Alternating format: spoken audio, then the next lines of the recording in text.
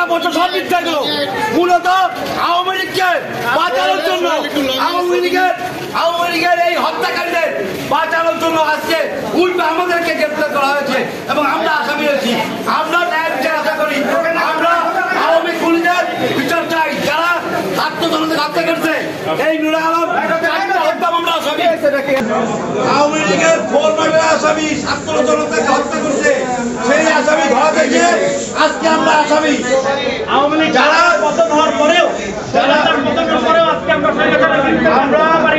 আমরা এই নুরে আলম মোল্লা four murder আসামি তার ছেলে ছাত্র লীগের আসামি তাকে ধরা হয়নি, আসামিকে ধরা হয়নি।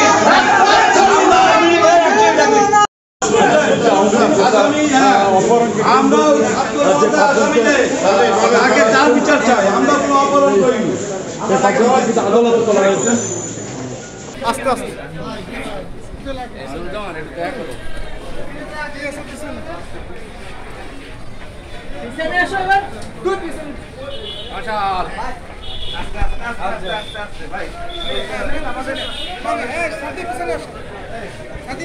পিছিয়ে আসো।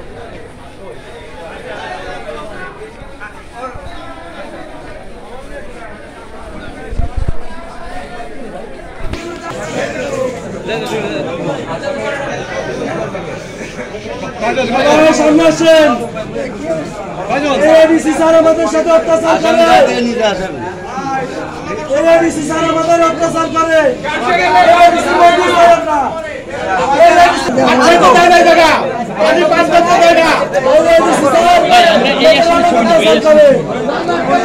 আপনার সামনে আসেন।